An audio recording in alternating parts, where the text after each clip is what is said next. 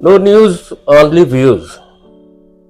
दर्शकों, बहुत सारी बातों के बीच में ये एक बड़ा मुद्दा है। विजयादशमी का पर्व है। भारतीय क्रिकेट टीम ने एशिया कप में विजय तिलक भी लगा दिया है और निश्चित है ये खुशी की बात है। हम सभी भारतवासियों को इस बात पर गर्व होता है कि हमारे खिलाड़ी खेल भावना के साथ खेलते हुए देश का नाम रोशन कर रहे हैं। हमारे साथ हैं अनुमा आचार्य जी, विंग कमांडर रिटायर्ड और राष्ट्रीय प्रवक्ता हैं अखिल भारतीय कांग्रेस की। हम आपका स्वागत करते हैं नो न्यूज ओनली व्यूज पर। और जैसा कि ये नवरात्र का पर्व है, निश्चित है मातृशक्ति को प्रणाम भी करते हैं हम सब, और कहते भी हैं कि या देवी सर्वभूतेषु सर्वे भवन्तु सुखिनः भी बात करते हैं। देश की स्थितियों पर बात करने की बात आती है, जब भारत माता की बात आती है, तो आपको क्या लगता है कि भारत माता किस हाल में है या राने वतन? देखिए, भारत माता जिस तरह से पंडित नेहरू ने उनकी बहुत सुंदर परिभाषा की है, और उस परिभाषा में भारत माता इस देश की भूमि भी है, नदी, पहाड़, यहाँ के जो वनस्पति है वो सब है। लेकिन ये सब कुछ तब बेईमानी हो जाता है जब यहाँ की आवाम नहीं जुड़ती। तो भारत माता अपने सारे बच्चे बच्चियों के साथ भारत माता है, और अगर केवल ध्यान बड़ी बड़ी कंक्रीट की इमारतें बनाने पर रहेगा और जनता दुखी रहेगी, तो हम ये मानते हैं कि भारत माता के अपने बच्चे सुखी नहीं हैं। तो ये जो उन्होंने परिभाषा की थी उस समय, और उस परिभाषा से लोकतंत्र को देश की जड़ों में सींचा था, वो आज हम कहीं पर उसे खत्म होता देखते हैं। गांधी ने कहा था कि मैं तुम्हें एक जंतर देता हूं कि तुमने अपने जिंदगी में जो सबसे गरीब या बहुत ही वंचित व्यक्ति देखा हो, जो तुम करने जा रहे हो उससे उसकी जिंदगी में क्या परिवर्तन आएगा, और वो इस देश के निर्माण में अपनी हिस्सेदारी पाएगा या नहीं, तब राजनीति भी सफल होती है। तो आज एक वंचित तबका था, वो बढ़ता चला जा रहा है, गरीब और गरीब हो रहा है, अमीर और अमीर हो रहा है। तो भारत माता की और उनके बच्चों की स्थिति मैं समझती हूँ इस समय बहुत दुर्भाग्यपूर्ण है। अनुमा जी, आप लगातार देश के विभिन्न हिस्सों में भी जाती होंगी। महिलाओं की स्थिति को लेकर हमेशा बात आती है कि महिलाओं की क्या स्थिति है। देखिए, देश में, हमारे देश की महिलाएं बेहद सहिष्णु होती हैं, बहुत बड़ा दिल होता है उनका, और भावुक भी होती हैं। महिलाएं तो वैसे भी नेचर से भावुक होती हैं। तो होता यह है कि आजकल महिलाओं को बदनाम करने की एक बहुत खतरनाक साजिश है। एक तो मनोवाद फैल रहा है, उसमें लोग ये बताते हैं कि महिलाएं ये पहनेंगी, ऐसे रहेंगी, महिलाओं को इतनी बात करनी चाहिए, महिलाएं इतना पढ़ेंगी, महिलाएं इस तरह से पढ़ेंगी।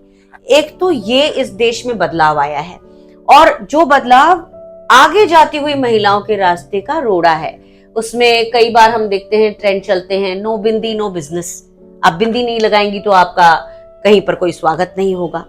तो ये सारी चीजें जो एक हमारे मौलिक अधिकारों के रूप में हमको खुद मिली थी इस देश में, कि हम कैसे रहना चाहते हैं वो हमारी अपनी इच्छा होगी, उस पर मैं बहुत बड़ा प्रहार होता देख रही हूँ। और बदनाम ये किया जाता है कि महिलाएं आजकल वोटर बड़ी हो गई हैं, उनको कुछ पैसे दिए जाते हैं और उसके कारण वो एक पर्टिकुलर पार्टी को वोट दे देती है। नहीं तो अभी जिस तरीके से बिहार में जी महिलाओं को 10-10 हजार रुपए दिए जा रहे हैं, तो आप क्या समझती हैं कि ये राजनीतिक रूप से दिए जा रहे हैं केवल चुनाव के लिए, या महिलाओं को आर्थिक रूप से सक्षम बनाने के लिए? देखिए, मैं थोड़ा सा जिस बात से मैंने भारत माता की बात की थी उसी पर आती हूँ कि कांग्रेस ने हमेशा लोगों को मजबूत बनाया। आपने देखा होगा, जो भोजन का अधिकार, स्वास्थ्य का अधिकार, शिक्षा का अधिकार, आवास का अधिकार, सूचना का अधिकार, ये सारे अधिकार हैं। तो ये जब लोगों को उनके लिए अधिकार मिलते हैं, उस समय लोग मजबूत होते हैं, और इतने मजबूत होते हैं कि उनकी सोच विकसित होती है। लेकिन आज जो बिहार में किया जा रहा है, लोगों को शायद मालूम ही नहीं है। ये लोग मानते हैं कि कांग्रेस या बीजेपी, ये जो लोगों के जेब में पैसे डालते हैं, ये उनसे वोट खरीदे जा रहे हैं। और बीजेपी तो ऐसा ही मानती है, क्योंकि उसने यहाँ मध्य प्रदेश में कहा कि लाडली बहना योजना में हमने लोगों को 1200 रुपए दिए तो हमको वोट मिले।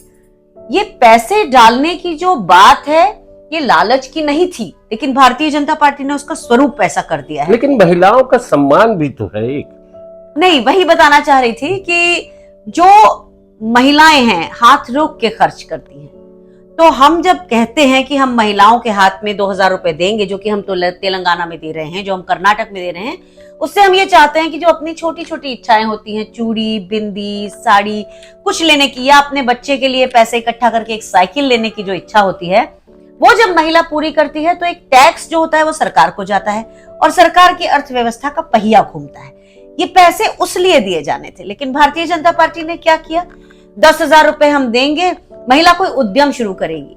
लेकिन सच तो यह है कि जब मैं वहां पे जीविका दीदियों से मिली थी, करीब 200-300 जीविका दीदियों से मेरी मुलाकात हुई इस घोषणा के बाद। वो रजिस्ट्रेशन कराने आई थी और एक स्कूल के बाहर जब वो मुझसे मिली तो मैंने उनसे पूछा, तो उन्होंने कहा कि ऐसा है, सोना हो गया है 1,15,000 रुपए तोला, हम आज सोना नहीं ले सकते, तो ये 10,000 रुपए हमारे जमीन खरीदने के लिए दे रही है सरकार, लेकिन हमारा जमीन इतना सस्ता नहीं है और हम इसके कारण दूसरों को नहीं कहेंगे कि भारतीय जनता पार्टी को वोट दे, क्योंकि हम देखते हैं कि अगर हमारे आज भी बलात्कार होता है तो हमारी पुलिस जो हमारी बात नहीं सुनती। तो हमें ऐसी सरकार को हटाना है और हमें अपनी महिलाओं को सशक्त करना है। और जब तक हम बदलेंगे नहीं, एक बहुत खास बात जो मैंने सुनी उनसे वो ये थी कि सरकार को जब तक हम बदलेंगे नहीं, अपनी नाराजगी नहीं दिखाएंगे, तो हमें गवर्नेंस अच्छी नहीं मिलेगी। तो ये एक बात जो मुझे महिलाओं की, जो और खासतौर पे बिहार की महिलाओं की, मैंने उन्हें बहुत इस मामले में परिपक्व पाया और इसकी मुझे बहुत खुशी है। अनुआ जी, आपने एक बात बहुत अच्छी कही कि भोजन का अधिकार, शिक्षा का अधिकार, स्वास्थ्य का अधिकार, सूचना का अधिकार, ये सारी चीजें देने के बाद आखिर कांग्रेस से जनता का मोह भंग क्यों हुआ? इस पे विचार किया कभी? देखिए, एक पार्टी जो शुरू से ही उसका जन्म अफवाहों से हुआ, उसका नाम, उसका जो जन्मदाता है आरएसएस, शुरू से ही वो अफवाहों के कारण ही लोगों के दिमागों में पैठ बनाता रहा। मैं सरस्वती विद्या मंदिर में 10 साल पढ़ी, तो मैं जानती हूँ कि एक छोटी अफवाह कि आपको पता है सुभाष चंद्र बोस आज भी जीवित हैं, या दूसरी बात कि लाल बहादुर शास्त्री जी को जहर दे के मरवाया गया, इस तरह की बातें जो थी वो समाज में बहुत छोटे स्तर पे एक अफवाह की तरह लोगों के बीच छोड़ दी जाती थी। वो तो अभी राहुल गांधी और प्रियंका गांधी को लेके भी कुछ कुछ बोल देते हैं। तो मैं यही बताना चाह रही हूँ कि ये लोग कभी लोगों को अच्छी गवर्नेंस देके ये सत्ता नहीं चला सकते, अपने काम के नाम पर कभी वोट नहीं मांग सकते। आप ये जानते हैं कि भारतीय जनता पार्टी से पूछा जाए तो क्या किया, तो ये देश जो 70 सालों में 55 लाख करोड़ का कर्ज था, आज 250 लाख करोड़ से ज्यादा का कर्ज हो गया है।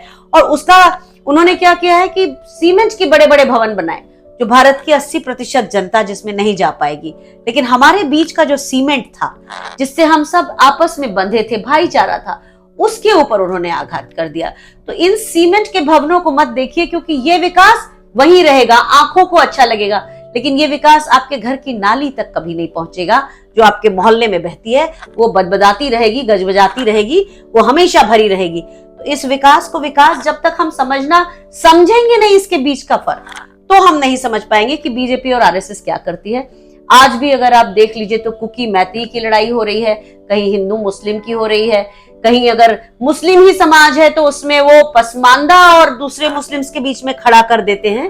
तो केवल विभक्तिकरण से जिनकी धंधा चल रहा है, जो अपनी गवर्नमेंट बनाना चाहते हैं, उन लोगों को जब तक जनता नहीं समझेगी इस बात को, तब तक हम इन बातों को कैसे समझा पाएंगे लोगों को। निश्चित तौर पर आज कांग्रेस जिस स्थिति में है, अभी आप बिहार गई थी, आपने बताया जी, बिहार में क्या लग रहा है आपको?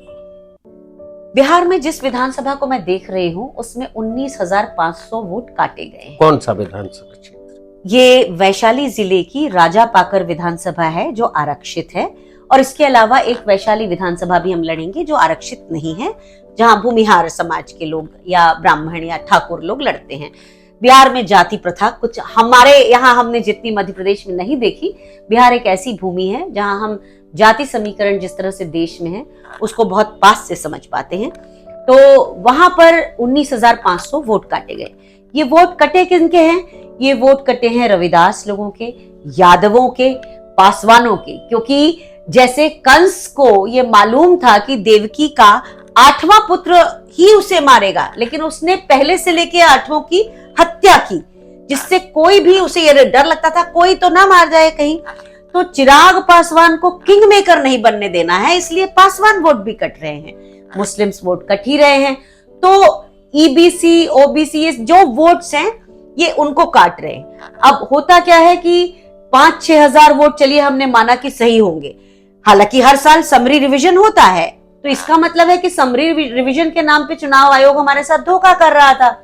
अभी लोकसभा चुनाव हुए, उसमें इतने वोट नहीं कटे, टोटल वोट काट दिए 65 लाख, मेरी विधानसभा में 19,500। मैं मानती हूं 6,000 चलिए किसी की मृत्यु हो गई, कोई बाहर चला गया, 13,000 वोटर तो उन्होंने गलत काटे हैं। अब हर एक वोटर के साथ एक अपील लगानी पड़ती है। इतनी लंबी ब्यूरोक्रेसी की प्रक्रिया है कि जिन बीएलओ ने काटने में कोई हिचक नहीं दिखाई, वो बीएलओ जब जोड़ना होता है खुद के गलत काटे हुए नाम, तो बहुत सारा नाटक होता है। वोट न्याय यात्रा निकाली राहुल गांधी जी ने, उसका क्या असर?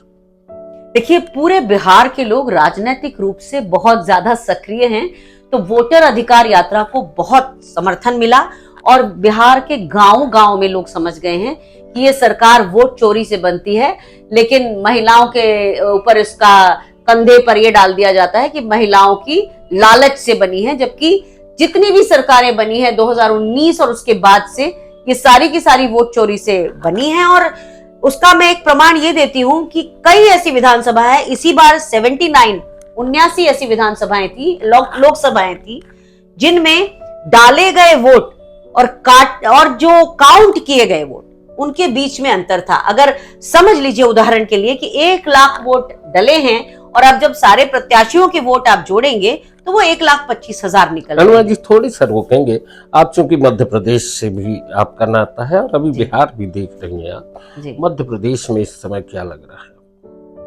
मध्य प्रदेश में संगठन सृजन अभियान जो कांग्रेस ने शुरू किया, उससे बहुत सी प्रतिभाएं सामने आई, ऐसे लोग सामने आए जो समावेशी हैं। हमारे यहाँ को ही देख लीजिए आप, जबलपुर नगर अध्यक्ष को देख लीजिए, तो एक युवा नेतृत्व भी है, सबको साथ लेकर चलने वाला, सबको इज्जत देने वाला। तो ऐसे ही मेरे विदिशा में भी जो हमारे जिला अध्यक्ष बने हैं, वो इसी तरह सबको लेकर चलने वाले हैं। इंदौर में तो विवाद खड़ा हो गया था।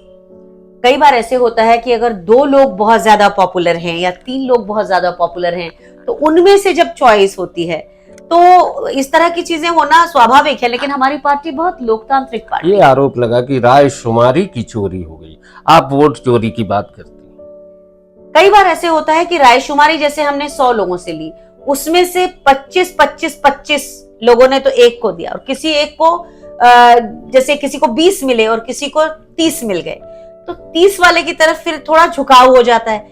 तो जो 25 वाले हैं, क्या वो कमजोर हैं? नहीं, वो कमजोर नहीं है, लेकिन हो सकता है कि उनका उतना प्रभाव ना रहा हो। राहुल जी ने भी स्वीकार किया है ना कि हाँ, कहीं कहीं कुछ गड़बड़ी हुई है। मुझे ऐसा लगता है कि अगर इस संगठन सृजन अभियान से हमने जो अगर 70% से अच्छा रिजल्ट अच्छा पाया है, एक आध जगह प्रॉब्लम है, तो उससे बातचीत से वो सुलझाई जा सकती है, उसे दोबारा किया जा सकता है। ऐसी कोई बात नहीं है कि कांग्रेस पार्टी ऐसा कोई हार्ड एंड फास्ट नहीं होता कि हमने डंडा चला दिया तो आपको यही बात सुननी है। बिहार में क्या उम्मीद है चुनाव के? अभी बहुत समय, अभी कुछ बाकी भी है, टिकटों का बंटवारा होना है, तो किस तरीके से वहां पर इंडिया गठबंधन एनडीए का सामना करेगा?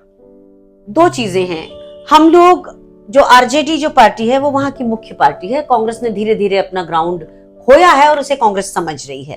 तो कांग्रेस ने इस समय जिन सीटों पर फोकस किया है, उन पर हमारी जो स्कीम्स हैं वो गांव के लगभग हमने ये समझ लीजिए 1.5 करोड़ घरों तक पहुंचाई है अपनी स्कीम।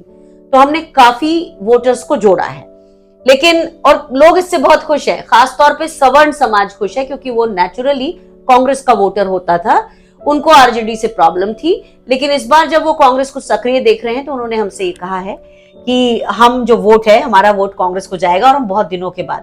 तो एक चीज और है कि वहां जो जमीन पर जो चीजें चल रही हैं वो पूरी तरह कांग्रेस के फेवर में है, लेकिन जो वोट कटे हुए अगर नहीं जुड़े, वो हमारे लिए बहुत बड़ा उन्होंने एक तरह से जाल बिछा दिया है।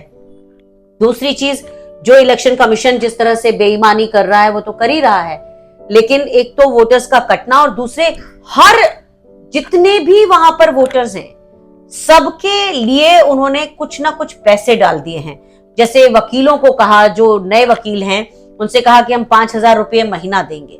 दूसरे मजदूरों को कहा हम आपके लिए यूनिफॉर्म बनाने के लिए 5,000 रुपए दे रहे हैं, लड़कियों को अलग से 5,000 रुपए, लेकिन 10,000 रुपए। चुनाव के समय इस तरह की जो घोषणाएं होती हैं आर्थिक लाभ देने की या वोट को प्रभावित करने की, इसका विरोध क्यों नहीं होता कि आप अपने 5 साल या पिछले कार्यों को लेके ही वोट मांगे, नई आर्थिक घोषणाएं।